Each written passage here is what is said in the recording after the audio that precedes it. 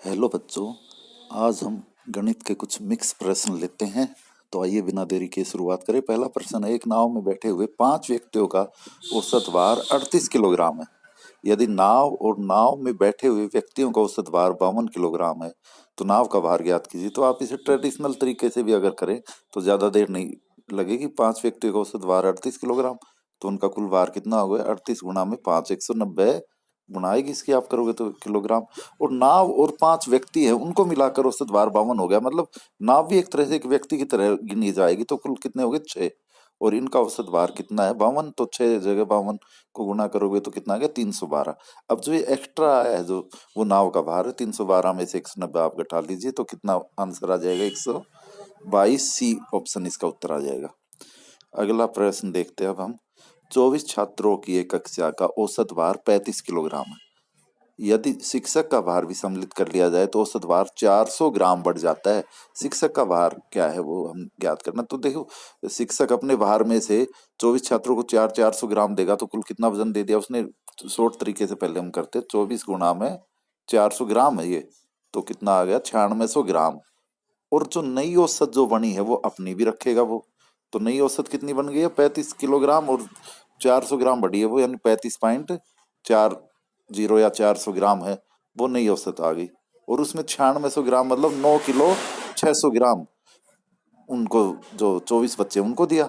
तो इन दोनों को जोड़ोगे तो आप 9 किलो 600 ग्राम जमा में 35 किलो 400 ग्राम, तो कुल कितना आ जाएगा? शिक्षक का भार 45 kg। जोड़ने पर इतना आएगा। इनके 9 किलो 600 ग्राम बन गए 9600 ग्राम का, क्योंकि 1000 ग्राम का 1 किलोग्राम होता है। तो 45 kg आ गया। बड़े तरीके से भी आप कर सकते हैं कि 24 छात्रों का औसत भार है 35 किलोग्राम, तो उनका कुल भार कितना आ जाएगा? 35 गुणा में 24, जो आए आप उसे लिख लीजिए। और अब जो टीचर को भी मिला लिया तो 24 छात्र और एक टीचर 25 हो गया, और औसत भार हो गया 35 गुणा में ना 35.400, क्योंकि 400 ग्राम बढ़ गया, गुणा 25। अब जो ऊपर वाली जो है गुणा आई 35, 400 गुणा में 25, और उसमें से 35 गुणा में 24 है वो घटा लीजिए तो 45 किलोग्राम उत्तर आ जाएगा। आप दोनों में से किसी भी तरीके से कर सकते हैं। अब तीसरा सवाल है, 8 व्यक्तियों के औसत भार में 2.5 kg की वृद्धि हो जाती है जब उनमें से 46 kg भार वाले एक व्यक्ति के स्थान पर नया आदमी आ जाता है। नए आदमी का भार है, तो देखिए 8 व्यक्ति है, उनमें से एक चला गया और दूसरा उनकी जगह नया आ गया, तो मतलब 8 ही रहे व्यक्ति तो। और 2.5 किलोग्राम के औसत भार में वृद्धि हुई है, तो 2.5 को 8 से गुणा करे, 8 जगह वृद्धि हुई, 2.5 तो कुल कितना आएगा? 20.0 आएगा। 2.5 को अगर आप 8 से गुणा करोगे तो 20 kg आया। तो वृद्धि हो रही है अभी औसत में, तो इसका मतलब जो नया व्यक्ति आया उसका जो भार है जो गया है उससे 20 kg ज्यादा है, क्योंकि वृद्धि तभी होगी। तो 46 जमा में 20 कर लीजिए, कितना आ जाएगा? 66। ऑप्शन 20 का सही उत्तर होगा। चौथा प्रश्न, प्रथम 6 अभाज्य संख्याओं का औसत। तो प्रथम 6 अभाज्य संख्याएं कौन कौन सी? पहले तो ये आपको पता होना चाहिए। 2, 3, 5, 7, 11 और 13 अभाज्य संख्या ये है पहली से। अब इनको आप जोड़ लीजिए, इनका जोड़ कितना आ रहा है? 41। और उस औसत निकालनी, 6 से भाग कीजिए तो कितना आ जाएगा? 6 से भाग करने में 6 6 36 और 6 48 और लगभग 6 तिया 18। सी ऑप्शन इसका उत्तर आ जाएगा। अगला, एक पाइप किसी टंकी को 15 मिनट में भर सकता है और दूसरा पाइप उस टंकी को 10 मिनट में भर सकता है, और तीसरा 5 मिनट में खाली। तो 15, 10 और 5 का एलसीएम है वो लीजिए पहले आप, तो कितना आ गया? 60। तो हम जो टंकी है उसे 60 यूनिट की मान लेते हैं। अब पहला पाइप 15 मिनट में भर रहा है 60 यूनिट को, तो हर मिनट में कितने भरेगा? 60/15, 4 यूनिट। दूसरा 10 मिनट में भर रहा है तो हर मिनट में कितना भरेगा वो? 60/10, 6 यूनिट। और तीसरा खाली करने वाला है, 5 मिनट में खाली कर रहा है, तो 60/5 यानी कि 12 यूनिट ये खाली करेगा। कितनी यूनिट खाली की इसने? 12 यूनिट। एलसीएम 60 आया था हमने, तो 15 चौके 60 और 10 छिक 60 और 60 को 5 से भाग किया 12। अब प्रारंभ में दोनों पाइप को 2 मिनट के 4 मिनट के लिए खोला गया, तो पहला 4 भर रहा है, दूसरा 6, तो 6 और 4 10 भरेंगे वो हर मिनट में, दोनों मिलके एक साथ खोले जब, और 4 मिनट तक खोलेंगे तो 10 चौक 40 उन्होंने भर दिए। अब क्या कहा आगे कि इसके बाद तीसरे पाइप को भी खोल दिया गया, मतलब तीनों चल रहे हैं हम, 4 मिनट के बाद पहला भी, दूसरा भी, तीसरा भी। तो नेट कितना भरेगा अब आगे, या खाली होगा? तो पहला 4 भरेगा, दूसरा 6 भरेगा, तीसरा 12 खाली करेगा। तो नेट 4 जमा 6 10 तो भर रहे हैं, लेकिन 12 खाली हो रहे, तो नेट 2 खाली हुआ। तो 40 खाली होना, तो 40 कितनी देर में खाली हो जाएगा? 40/2 20 मिनट, यानी ऑप्शन सी इसका सही उत्तर होगा। अगला प्रश्न, छठा प्रश्न, एक नल किसी टंकी को 16 मिनट में भर सकता है और दूसरा नल उसी टंकी को 8 मिनट में खाली कर सकता है। यदि टंकी का 1/2 भाग भरा हुआ है और दोनों नलों को एक साथ खोल दिया जाता है, तो टंकी भरेगी या खाली होगी? इसे खाली या भरने में कितना समय लगेगा?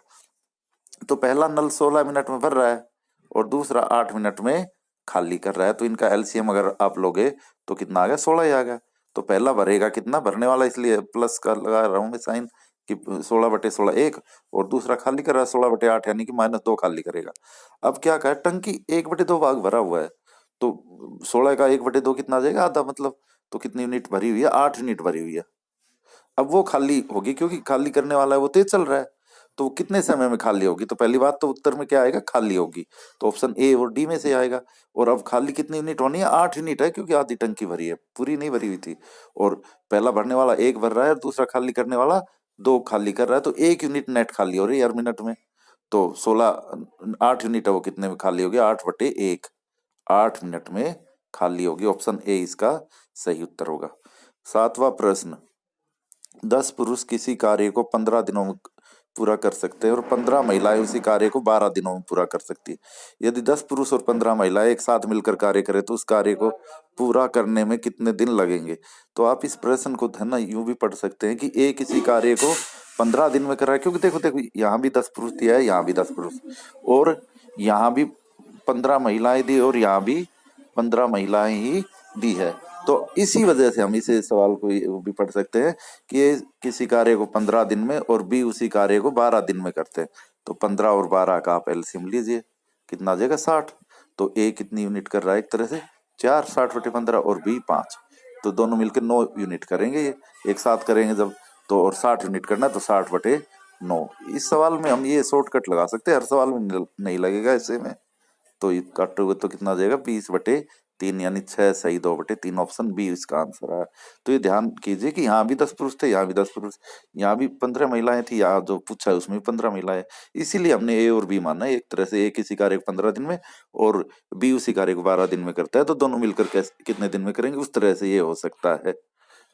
अब अगला प्रश्न, ए किसी कार्य का 3/4 भाग 12 दिनों में करता है, तो 3/4 भाग करता है, एक एक नियम से कर लीजिए आप, कितने दिन में करता है? 12 दिन में। तो एक भाग कितने में करेगा? तो एक निकालना हो तो हमेशा अपोन में जाएगा, तो अपोन में 12 के 3/4 जाएगा, तो अपोन में अगर अपोन है तो वो पलट जाते हैं, तो 4/3, और हमने कितने भाग का निकालना है? 1/8, तो ये गुना हो जाएगा, तो गुना में 1/8 काट लीजिए, वही इसका उत्तर हो जाएगा। तो 4 से 12 को काटा, 3 से तो 4 पे कटा, और इस 4 से 8 को काटा, तो 4 दूनी 8, और इस 2 से इस 4 को काटा, तो कितना आ गया? 2। तो आंसर क्या आ गया? C option. कितने दिन में पूरा करेंगे? 2 दिन में। 9वां सवाल है, सोनू मोनू अजय एक कार्य को क्रम से 20 40 80 घंटे में समाप्त कर सकते हैं। यदि सोनू लगातार कार्य करे और तीसरे घंटे मोनू तथा अजय भी सोनू के साथ मिलकर कार्य करे, तो कार्य कितने घंटे में समाप्त होगा? तो पहले सवाल समझ लीजिए कि जो सोनू है ना, वो तो लगातार काम करेगा, और हर तीसरे घंटे में उसकी मदद के लिए मोनू और अजय आते हैं। तो 20 40 और 60 80 का एलसीएम लीजिए पहले। 20 40 और 80 का एलसीएम कितना आ जाएगा? 80 यूनिट ही आएगा। इतना हम टोटल काम मान लें हम कि 80 यूनिट है। अब ये 20 घंटे में 80 यूनिट कर रहा है, तो हर घंटे में 80/20 4, और ये 2 और ये 1। अब देखिए सोनू 3 घंटे ये करेगा काम, 4 तिया 12 यूनिट। अब ये तो 3 घंटे में इसकी 12 हो गई, और ये भी तीसरे घंटे में इसकी मदद करेंगे, 2 और 1 3 यूनिट ये हुई। तो कुल 3 घंटे में कितनी यूनिट हो गई? 15 यूनिट। अब 15 का पहाड़ा हम 80 जो था हमारा कुल यूनिट, वहां तक ले 15 पा 75, यानी कि 3 दिन की 5 बारी में 75 यूनिट होगी। तो 5 बारी मतलब 3 5 15, 15 घंटे में 75 यूनिट हुई। अब 16वें घंटे में अकेला सोनू काम करेगा, तो वो 4 यूनिट करता है, तो 75 और 4 कितनी हो गई?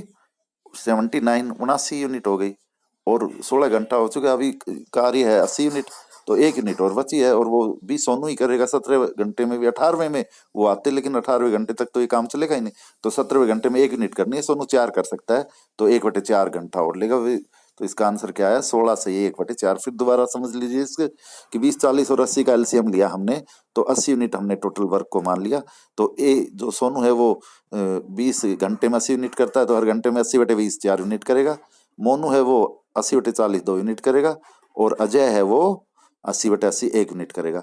अब सोनू तो लगातार काम कर रहा है, तो 3 घंटे में वो 12 यूनिट करेगा, और तीसरे घंटे के दौरान ही मोनू और अजय भी उसकी मदद करेंगे, तो 3 यूनिट वो भी करेंगे, तो 3 घंटे में 15 यूनिट हुई। तो 15 का पहाड़ा 80 तक लिया, 15 5 75, नीचे रखना, ऊपर नहीं ले जाना। तो 5 बार आई 3 3 घंटे की, यानी कुल 15 घंटे हो गए, और 75 यूनिट हुई कार्य। अब 16वें घंटे में सोनू 4 यूनिट करेगा, तो 79, और 1 यूनिट बची, वो 1/4 घंटे में और करेगा, तो 16 से 1/4 इसका उत्तर आया। अब 10वां सवाल, यदि किसी वस्तु को 200% के लाभ पर बेचा जाए, तो उसके क्रय मूल्य तथा विक्रय मूल्य का अनुपात क्या है? तो देखिए, क्रय मूल्य हम 100 रुपये मान ले। अब 100 रुपये पर 200% लाभ होगा 200 रुपये ही, क्योंकि 100 का कितना प्रतिशत उतना ही आता है। तो 200 रुपये लाभ हुआ, तो इसका विक्रय मूल्य कितना हो गया? 300 रुपये। अब इन्हीं का अनुपात इसमें पूछा है, तो 2 जीरो कट गई, 1/3। तो ये इसका सही उत्तर था। तो ये थे आज के 10 प्रश्न। आप गणित में निपुणता तभी प्राप्त कर सकते हैं बच्चों, जब आप निरंतर अभ्यास करें। आपको बहुत ज्यादा अभ्यास करना पड़ेगा, तभी आपकी जो गणित में छोटी छोटी गलतियां होती है वो भी दूर होगी, और साथ ही आपका जो टाइम मैनेजमेंट है वो भी सही हो पाएगा। तो इसलिए मेरी आपको यही राय है कि ज्यादा से ज्यादा दोहराए, ज्यादा से बार बार सवाल निकालें, और कोई भी दिक्कत हो तो आप मुझसे, जो अपना व्हाट्सएप ग्रुप है, उससे जुड़कर प्रश्न पूछ सकते हैं। धन्यवाद।